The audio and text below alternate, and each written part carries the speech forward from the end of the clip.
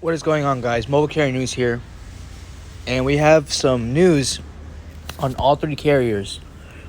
So basically, all three carriers are racing for 5G. They're building their towers.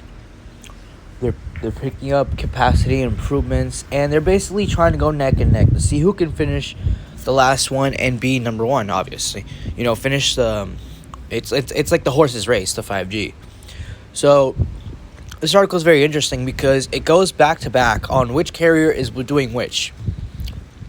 So let me explain right now. So it says they're saying that AT&T at the moment currently is the fastest with speeds, and it doesn't say where speeds are fast, like what state, city, area, zip code. It just said AT&T is currently a little faster than any of the carriers. However, it is also saying Verizon is slowly picking up its pace to its speed. And that's interesting because I know Verizon is the top dog with coverage. Verizon has always been with the coverage.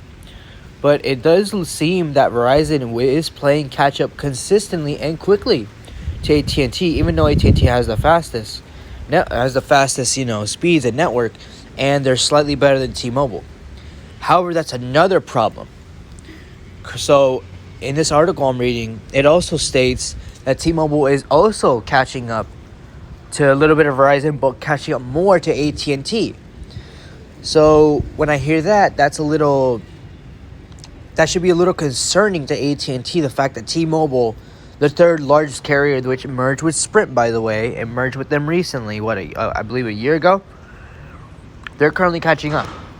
And now Verizon and T-Mobile are in the lead. I'm not saying they're number one like each. But what they're basically saying is they're catching up to AT&T quite quickly, and it's shocking. It's very shocking to me personally because AT&T has always had the fastest speeds, slightly better coverage than T-Mobile, but not the best coverage than Verizon. So that's very interesting to me how Verizon's catching up to AT&T, and also T-Mobile is catching up to AT&T, and now both of them are basically neck and neck, or even going to be higher than AT&T itself. So this is some frightening news for AT&T, because I just hope they can with AT&T's plan. We've all seen how they're planning to have 100 million subscribers or customers or speeds, whatever you want to call it, 100 mil by 2022. Like I said, that's not a bad thing, but T-Mobile and Verizon are being more aggressive and increasing their speeds and coverage and service way faster than AT&T. I understand if AT&T wants to take their time with their service and make it blazing fast, extreme speeds to the moon, I'm basically saying. I get that. We all want fastest speeds. We all want to download a movie, some Netflix. We all want to download content, go on Instagram, etc., TikTok, everywhere. We want to have the fastest speeds, 80 megabytes per second, 100, 200. Even if we get 50 megabytes per second, that's still considered fast. Whatever you download, whatever you upload, it will be fast.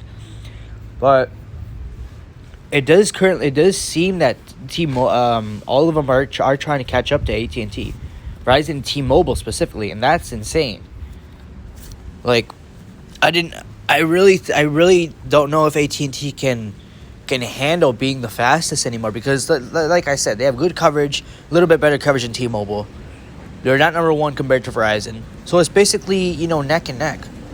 Verizon's good at their coverage. AT&T is good on their speed, and T-Mobile is like in the middle, which is not a bad thing. They're in the middle. So I'm really hoping that AT&T can do good this year and coming years, because I know they're a little behind schedule. They're going to be a year behind T-Mobile, and they're going to be, I believe, 6 to 12 months behind Verizon, and that's fine. Take your time, build your speeds, build your service. But I totally get that. But I really hope they can outperform, or at least do a little bit better than I really hope all can do better, but it looks like AT&T is just going to be a little behind. Hopefully they can catch up to speed once they're done, hitting their 100 subscribers and then over 200, etc. And then I've noticed on this article that T-Mobile is still, it still needs to catch up to both AT&T and Verizon. But I'm sure with T-Mobile's Sprint's 2 gigahertz spectrum, I'm pretty sure they can pull it off. Verizon's ultra wideband is pretty fast. Don't get me wrong. I've seen speed tests on other channels, but this will be very interesting a year from now. We will literally see improvements in speed and capacity and the service. I'm really hoping all three will do. They all have their own ideas, their own band of spectrum, their own plots. This should be interesting. 2022 is going to be a very interesting year. All right, guys. I hope you enjoyed this video. Like, comment, subscribe, and I'll see you on the next one.